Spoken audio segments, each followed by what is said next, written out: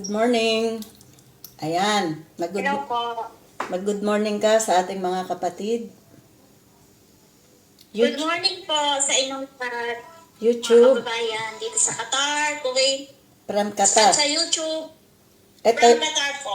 ito, YouTube, from Qatar. From Qatar po, good morning po sa inyong lahat. Support po natin si Ate Ren. Yan, thank you. Ito, YouTube. Good morning po sa inyong lahat. From Ayan, Qatar po. from Qatar. Support po tayo. Mag-subscribe daw kayo kay Ate Rem from Qatar. OFW from Qatar, kababayan natin. Ayan, dahil nakapag-good morning ka na at nagpa-subscribe. Bye-bye. Bye po.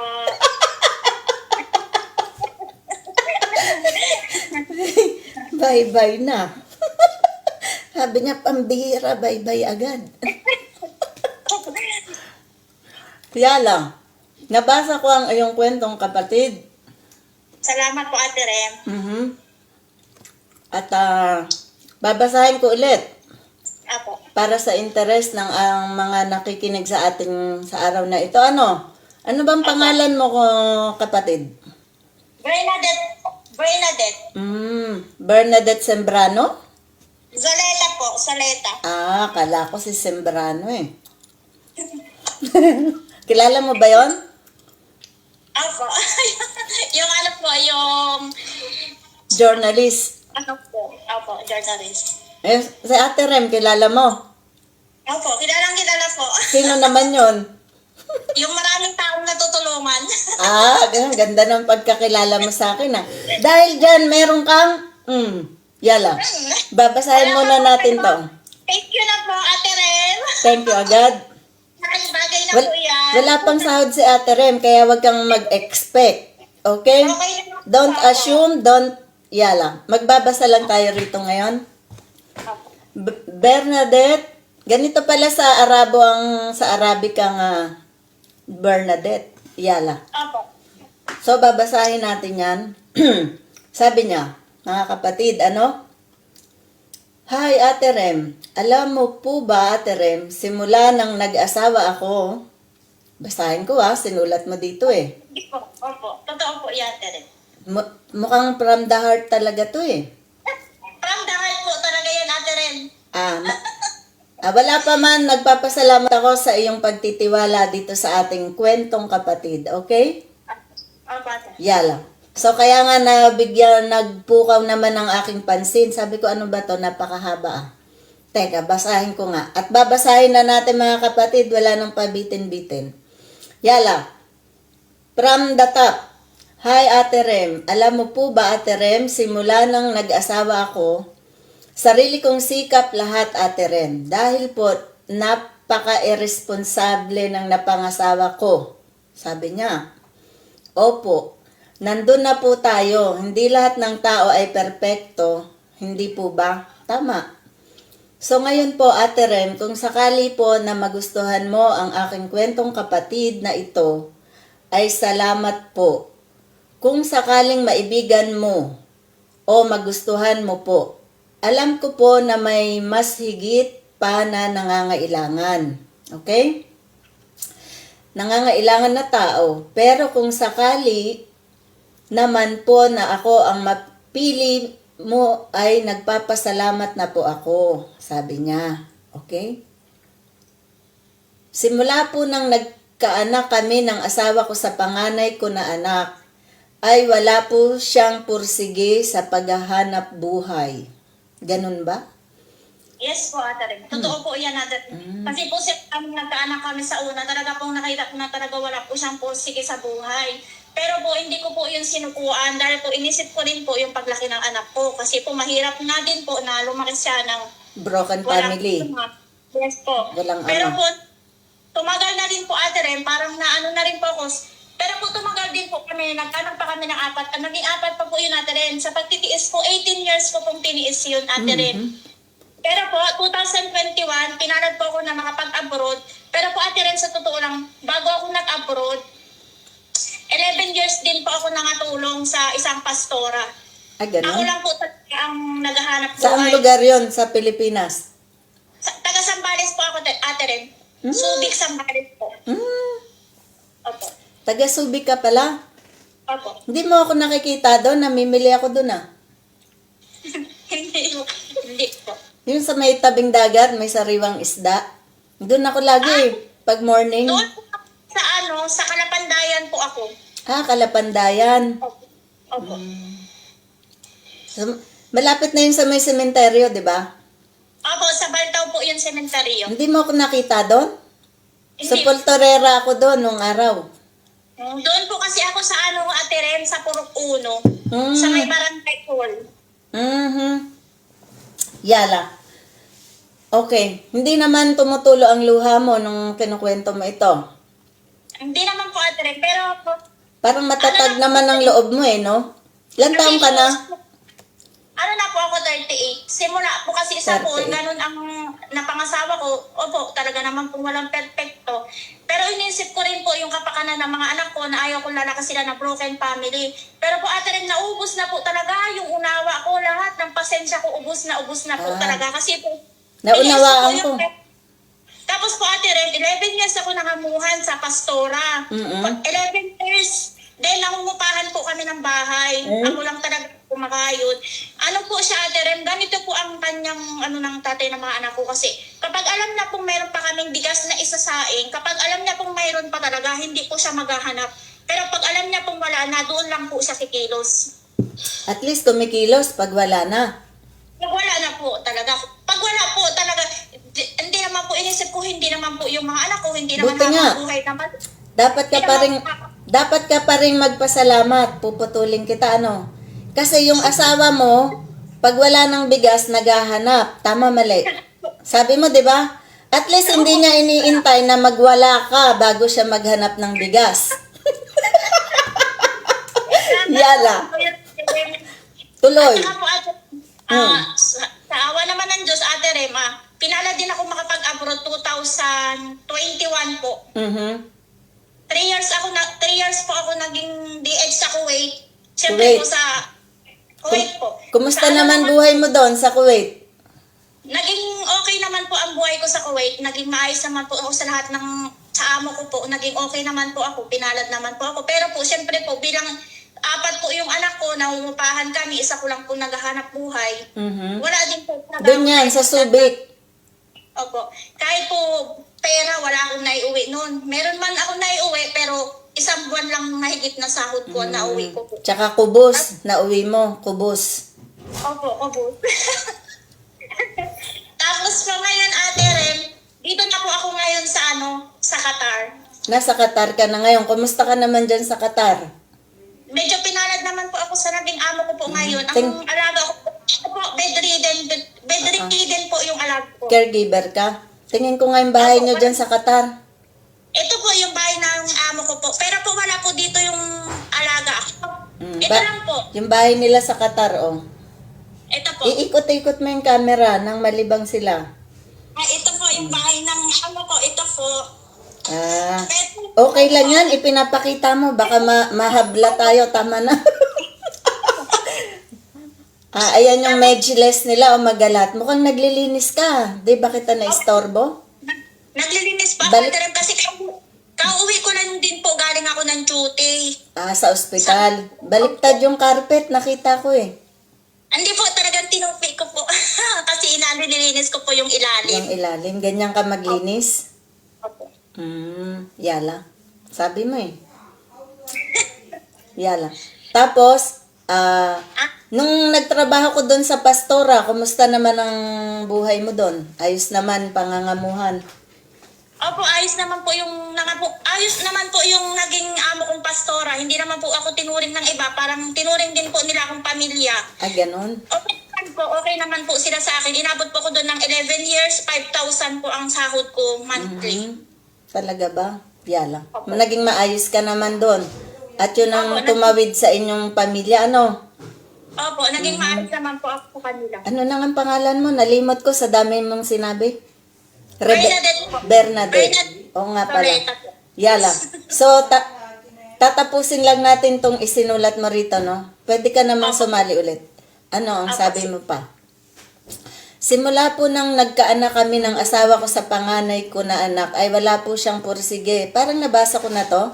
Paghahanap buhay. Siyempre po, bilang isang babae, ayaw ko po makita ang anak ko na nagugutom. Tapos po, Ate Rem, namasukan po ako bilang isang katulong at sumasahod po ako ng 5,000 isang buwan. Okay?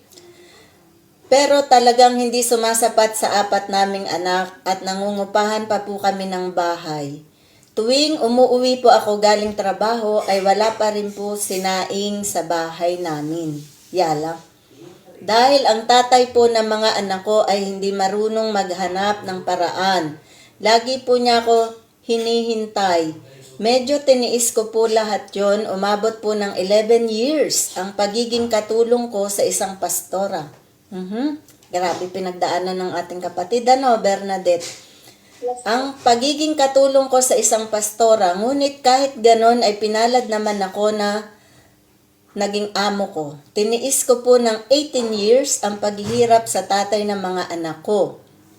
Hindi ko po naisipan na gumawa ng hindi maganda, kahit po hirap at pagod na ako sa lahat. Aba, napakapasensyosa mo, Po, talaga po. Kaya- Talaga pong tiniis ko po yung kasi ayaw ko naman po na gawin yung hindi dapat sa kanya. Siyempre po, di ba po, hindi naman po na lahat ng babae, di ba, gumagawa ng ganito, ganyan. Pero po, ako po, kahit na ganun siya, kahit na po tamad siya, kahit na po hindi siya kumikilos, hindi po ako nag-isip na manlalaki ako, ganito, ganyan. Po ako nag-isip. Kasi po, iniisip ko rin po yung iniisip ko rin yung kahihiyan ko bilang babae. Ganun po. Kaya po hindi ko po yun naisip. Pero po, Ate Rem, dumating na po talaga yung time na sukong-suko na po ako. Anyway, Ah, sa bigas lang naman siya nagkukulang. Pero sa isang banda ng pagiging mag-asawa, sagana ka naman. Nakaapat nga kayo, di ba? Lima. Pero po, kasama, siyempre po, self-kasama naman talaga. Pero po, Ate Rem, dumating po talaga yung time na sumuko na ako. Yung kusa na po ako na Pero nakalima ka na nun. Nakalimang anak na kayo. Apat po yung anak ko. Apat lang. Sukong-suko ka na talaga. Ayaw ko na kahit apat pa to. Kamong ganon. Pinatatawa lang kita, ha? Yala. Pero po, malalaki na po yung mga anak ko, Ate Rem. Yung panganay ko po, 22 years old na po. Tapos yung bunso ko, 13 years old na po. So, 22, sumunod. 22, 18, tsaka 16, tsaka 13.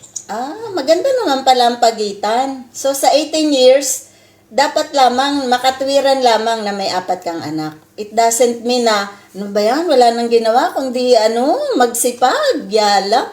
Tama lang yung nakaapat ka sa 18 years na pagsasama, So, maganda yan, ang mga anak ay biyaya ng Diyos daw yan Anong daw? Totoo talaga yan. At, napaka-pasensyosa mong asawa, yung personality mo.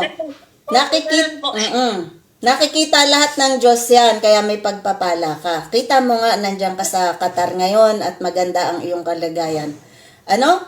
So, Ate Rem, pagpapalain ka pa. okay pa nga po akong babae, Ate Rem. Hindi ko siya tinaboy bilang ama ng mga anak ko, Ate Rem. Lahat po ng anak ko, apat na anak ko na kay mama ko, nasa side ng magulang ko. Hindi ko po tinaboy yung tatay ng mga anak ko. Nandun Amen. siya. Nandun pa rin siya. Nakatira. Opo, nandun siya. That time na mula nang iniwan ko, hindi ko po siya tinaboy na palayasin, umalis ka. Hindi ko po siya tinaboy. Hindi naman siya ng babae, ganyan. Hindi naman po. Pinutol ko lang po talaga yung Relasyon namin. nyo. Pinutol Paano ko lang nung po sinabi mo, nung pinutol mo relasyon nyo? Ayaw ko na sa'yo, kamo. Sinabi ko sa kanya, ayaw ko nang magsalita. Sabi ko, simula ngayon, wala na tayo magiging connection, kundi anak na lang. Sabi ko sa kanya. Sabi ko po, kasi yung that time po na nasa abroad pa rin po ako, nandun pa rin po sa side ng magulang ko. Kasama po niya yung mga anak ko. Wala pa rin siyang anak buhay. Wala pa rin po. Ako pa rin ang sumusuporta kahit pero po yung pera na kinikita ko pero po yung pera na kinikita ko sa magulang ko na po bumabagsak, hindi na po sa kanya. Teka, mapunta muna ako, mapigil lang kita. So, parang pinutol mo na lang yung ugnayan ninyo bilang kayo. At Opo. ang nagko-connection na lang sa inyo, yung mga anak ninyo, parang ganyan. And Anak ko na lang. magkaibigan na lamang kayo. Wala ka ng pagmamahal sa kanya? Wala- Naubos wala na. Naubos na talaga. Totoo po talaga pala talaga na nawawala din pala talaga lahat yung ano mo sa isang Pagmamahal. tao. Opo, totoo po. Kahit na awang-awa ka na, mawawala din pala po yun pag talagang Suko ka na, nasuko ka na. Enough. Sabi mong ganun sa sarili mo. Pero dati, mahal mo siya. Yun po, yung noon pa po Siyempre, yun. kaya ka nga nagtiis eh, di ba? Wala ka nang magagawa, mahal mo siya. Di ba? Tiniis Eh, naubos. Wala ka na rin magagawa. Yala. po. Yala, Totoo ba? po yun at naging okay yun kasi natiis ko pa ng 18 years. Pero po nung lagpas na po ng 2021 na ako na po talaga yung mismong umalis. Binuhat ko yung mga gamit ko. Lumuwas po ako ng Manila. Ganun Doon po ba? nakapo. From Subic, lumuwas ka ng Manila. Saan ka naman napadpad sa Manila? Yun na po ako napadpad ate Rem sa Pedro Hill. Ah, kaya nakarating ka ng Kuwait. Maraming agency dyan eh, papuntang Kuwait, di ba? Papuntang Ako Saudi, nag-stay sa puntang accommodation. Qatar. Sa accommodation ka na napunta. Ako Yala. nag-stay. So, basahin ko to, no? Sa pagpapatuloy, mga kapatid. Taong 2021 po, ako ay pinalad makapag-abroad sa bandang Kuwait. Yala. Kuwait na lang. At doon po sa Kuwait ay umabot ako ng 3 years. Pero sa kasamaang pala, dahil po syempre ako lang ang naghahanap buhay, kahit piso po o bahay ay wala akong naipundar, sabi niya. Gawa po kasi na ako lang ang pinaghahanap buhay, naghahanap buhay. Kahit piso po o bahay walang naipundar, nabasa ko na yan. Ano ka ba, Rem? Na ako lang ang paghahanap buhay. Ate Rem, bilang isang babae po at nanay ng mga anak ko, ay tiniis ko po lahat ng paghihirap para maitaguyod ko ang mga anak ko. Ngayon po, ate, opo, wala naman po talagang taong perpekto, hindi po ba? Tama. Sa loob po kasi ng 18 years na pagsasama namin ng asawa ko, ay talaga pong wala siyang pinagbago, bagkus ay nalulung pa siya sa bisyo. Totoo ba to? Ano bang bisyo ito? Alak? Sigarilyo? Drugs? Droga po. Lahat yung nalulong talaga po siya sa droga. Hanggang ngayon po, lulong siya. Uwa? Talaga ba? Opo. Yala. So, hindi siya hindi siya karapat dapat tumanggap ng pera mo na pinaghihirapan mo dyan. Mahirap kaya maging katulong, mga kapatid. Lalo sa mga bandang lugar na yan, ano? Kasi galing ako dyan sa Saudi Arabia, ano? Galing ako dyan, kapatid, Bernadette. Okay, so alam ko yung paghihirap natin dyan. Yala.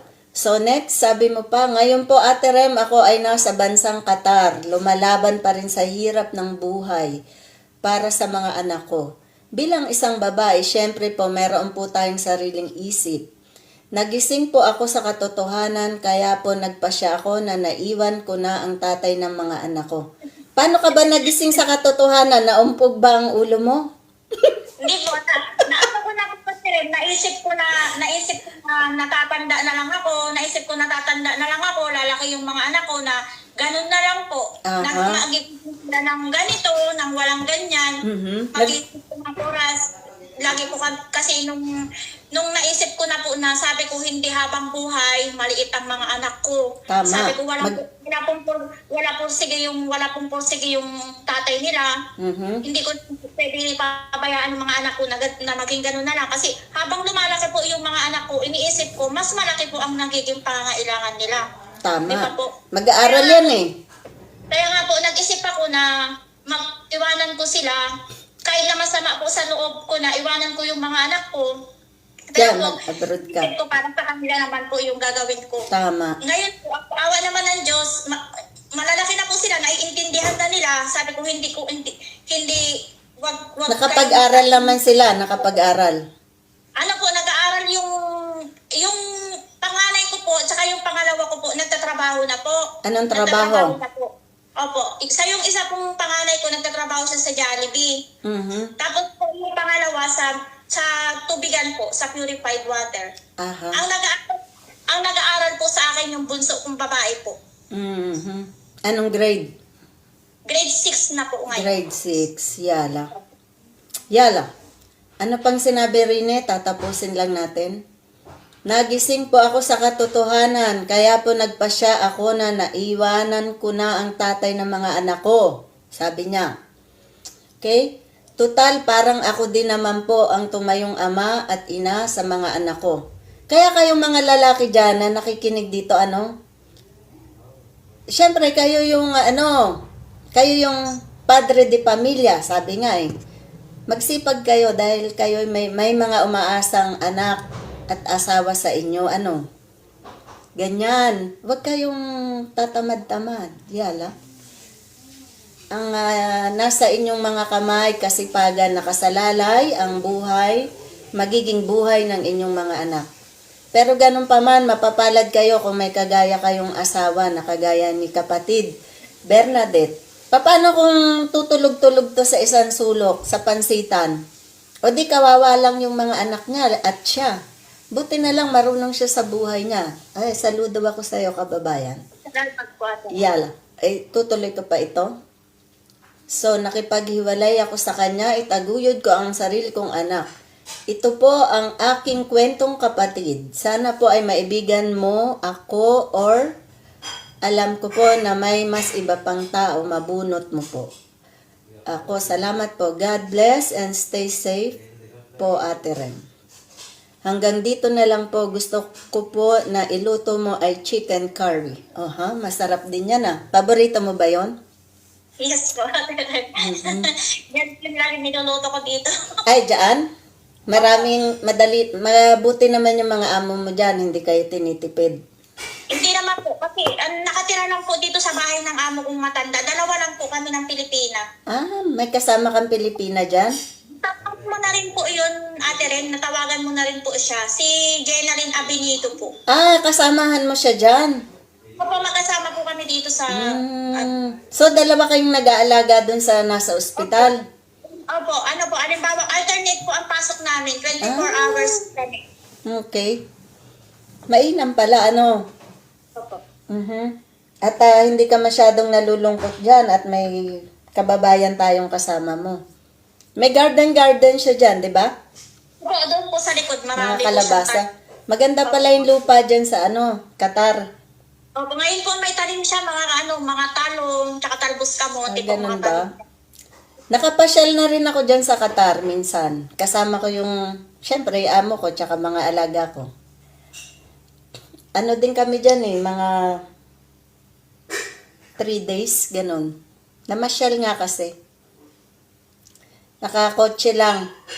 From Saudi, nagkotse. 4 hours drive, di ba? 4 hours po, 4 hours. So, ganon. So, bali, ang gusto mo lang mangyari, nagkwento ka nga, maraming salamat sa iyong kwentong kapatid, Opo. At sabi mo rito sa messenger, kasi tinawagan kita, hindi ka nakasagot, di ba? Opo. Visit po kasi ako nung time na yun, tapos mahina pa ang signal. Oo. Kasi mahina po ang signal, hindi po nagre-ring nung yung cellphone. Asa na yun? So, dito yun Asa na tong usapan natin? May sinabi ka rito saglit. Wala di ko makita yung... Tender po. Oo nga Mag-hi ka nga doon. Ay, ito, nakita ko na. Anong sabi mo? Hello, Paterem, ka-open ko lang po. Sorry, hindi po ako nakasagot. Sana isa pang pagkakataon, sabi mo. Kasi po, naka-duty ako that time po. Wait ko po open pang signal. Pero, nag-ring ang CP ko. Sayang po, Ate Rem, pang bigas na rin po sana. Sabi mo, bigyan mo na lang po ako, Ate Rem, kahit pambigas. Di ako nasagot. Yala. Po talaga that time, pero lagi ako nakasubaybay sa iyo. O di, maraming salamat pala, Opo, Yala. Pati si Jenaline Abinito, sinabihan ko po yun siya na i-follow kanya sa YouTube at saka sa Thank you. At magpa-follow pa kayo dyan sa mga kababayan natin, nang magkakakumustahan din naman tayo. Malay nyo, may kwentong kapatid din yun, di kahit papano madapuan din natin yan ng ating palad. Tama? So, pinaka-wish mo dito pang bigas. Okay Siyempre, na, si okay Ate po. Ram naman, hindi naman ganun kaano. Bagay na po. Malaking bagay na. Yala, bibigyan kita ng pambigas. At konting pangbaon nung nag-aaral mong grade 6 na anak. Magkano ba yung bigas? Basta bigyan kita ng 3,000. Okay? Salamat po. 3,000, may 50 kilos bigas ka, no? Di mo nabibili yun pag sahod mo. Ha? Opo, thank you po, Ate Ram. At may, kahit pa paano, may konting sukli yan. Tama? Opo. Ayala. So, maraming salamat sa pagsuporta mo sa ating channel, sa ating gawain na ito. No? Patuloy kang mag-suporta. Magpa-subscribe pa kayo dyan, mga kababayan. At lalo na tayong mga ka-OFW, di ba? Ayan. Yala. At sa ngayon, wala pa yung Google AdSense natin, pero magbabalik din yan. Support na lang pag nagla-live tayo, Pwede nyo ring i-play yan. Kasi yung views naman, counted yun eh. So, pag nakalatag na lahat, okay naman na. Okay? So, ibigay mo sa akin yung GCash details mo. Name and number kung kanino natin ipapadala. O di, may pambili ka na ng bigas. Kabawasan na yan sa balikat mo. Iniisip ko. Ganun ba? Umasa ka na meron ka niyan. Tapos, Salamat po. pwede ka rin gumawa ng video appreciation. Kahit 2 minutes, 1 minuto. Para itong usapan natin kasi na to, isasama natin sa ating YouTube content. Okay? Video content, ganyan. Paggagawan ko ng maikling video, gagawin ng ating moderator na nag-e-edit. Yala. Opo. So, Salamat po, Ate Ram. maraming salamat din at magpaalam ka na rin sa ating mga kapatid. Yala. Maraming salamat po kay Ate Ren. Thank you po. Yala. So, ganon. Ganon, kapatid. At mag-iingat ka dyan sa Qatar. Okay? Salamat. Mag-ingat ka. Kailan uwi mo ng Pilipinas? Ano pa po, Ate Ren? 2027 pa po. Ano yan? Sa Subic ka pa rin uuwi. Opo, Subic po. Masarap doon yung isda. Bakit wala kayong sariling bahay doon? Wala po. Nangungupahan pa rin po kami hanggang ngayon. Nasaan ba yung nanay at tatay mo? Nandun din po sa Subic, kasama ng mga anak ko. Mula simula, wala silang naging bahay doon na sarili? Meron pong sariling bahay yung mother ko, pero po sa nanay po nila yon. Pero po kasi ayaw ni mama ko nang sama-sama silang magkakapatid sa isang bahay, kaya po bumukod po kami. Tama din naman yun para alam ninyo kung wala kayong mantika, wala kayong Asin. bigas, wala kayong asin. Nakon? Tama. Opo. Sa walala. Tsaka po inisip din ni mama ko yung mga anak ko mahirap din ipakasama, siyempre. Sa walala. Sa. Alam ko pa mag-Arabic, Sa walala. Sahi. Sa walala. Sa. Yala, nalilibang ako sa iyo, kapatid, at maraming salamat ulit. God bless you at pagpalain ka ng ating Panginoong Diyos. Gabayan ka niya dyan, And pray for our channel. Support. Okay? Opo. Yala. Ingat ka dyan. Yala. Bye-bye. Thank you po. Ingat din po, Ate Ren. Thank you. Yala. Bye-bye. Ayun. Haba ng kwentong kapatid, ng ating kapatid. Yala. Napakalalim ng kanyang kwento, Hello, Ate Ren. Marami pong salamat sa kwentong kapatid na isa po ako sa mga nabunot mo. Sana po ay marami ka pang makatulungan na kagaya ng mga OFW. Malaking tulong na po ito para sa aking mga anak. Marami pong salamat. God bless.